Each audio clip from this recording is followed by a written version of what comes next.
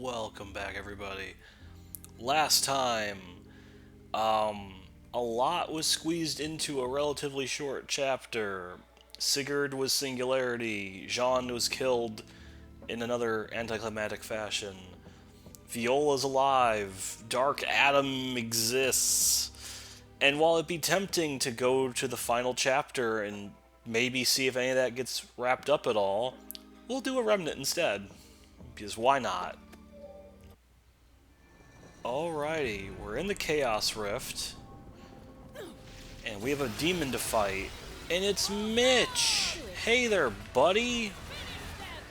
Let's get our other flying friend in here, shall we? Ow, they're clashing a fair bit, though. Ow. We want to be careful fighting this dude. Ow. That's kind of a surprisingly hard move to dodge. So let's get Malphus in there for a little extra. Please, stop. So that's a Bewitchment with Malphus. There's a reason I brought the guy here.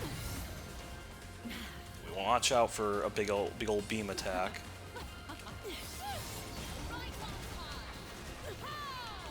Let's get our little train friend in here. See if that helps out a little bit. Just chew through that health. That's one health bar remaining now.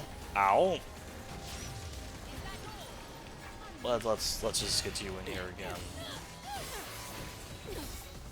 It's kind of interesting we can bring our own weapon here. Oh, that's interesting that I timed that but then parried it. Okay. Ow. Let's get you in here. Or not, I guess. Yeah, I don't quite know what Malphus is doing here. Yeah, this fight's kind of weird because most of the time Mitch is just kind of in the air, and it's really hard to, like, track him down. Which I guess is why we can have our own weapon to fight against him. Thank you. Please. I want to beat you with magic tricks. Or not. Wow. Guess we could try the charged version. There we go. That's another Bewitchment for beating it with its own weapon. That probably wasn't very good, though. We got hit a lot. Really? I'll take a gold, sure. Also, there's a single flower here for, like, no reason. Okay. Well, that was quick and dirty. What do we get for our trouble? Please tell me. I'm very curious to know. We got another accessory. A pretty good one, actually. So yeah, that was pretty standard. It's kind of random too. Like we already had Mitch's time in the spotlight, but sure. The only other Bewitchment we didn't get was getting 3 successful counter summon, which is a mechanic I keep forgetting exists. But let's head to training and take a look at that accessory before we go here. Okay. So, we just ended up getting... I think I went past it. There we go.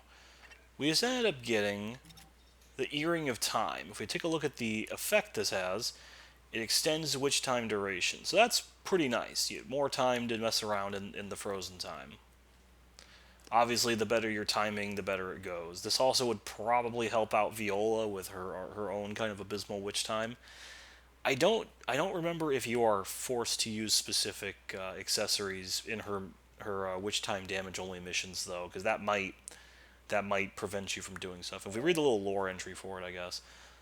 This charm, capable of manipulating time, was crafted by Eva, a truly extraordinary witch who entered into contract with a legendary Dark Knight and then faced the amassed armies of Inferno. The wearer is said to receive the protection of that Dark Knight, sharpening their senses and allowing them an even greater understanding of witch time. But much of the extent of this effect and the workings behind it are yet to be unraveled. The shape is not fixed and is known to change into a variety of forms, such as an earring or bracelet, to adapt to the wearer's combat garb and fighting style. So that is a sly reference to Devil May Cry. Eva is the name of Dante and Virgil's mother, and she got together with the legendary Dark Knight Sparta. So, yeah, there's other references, obviously, like, Phantom's a big one, among other things.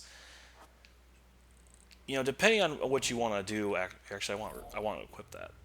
Depending on how you want to read things, you could maybe argue that these games could take place in a multiverse, but obviously due to Capcom owning one and Sega owning the other, and now Nintendo producing it, or publishing it, so they probably have some stake in this too.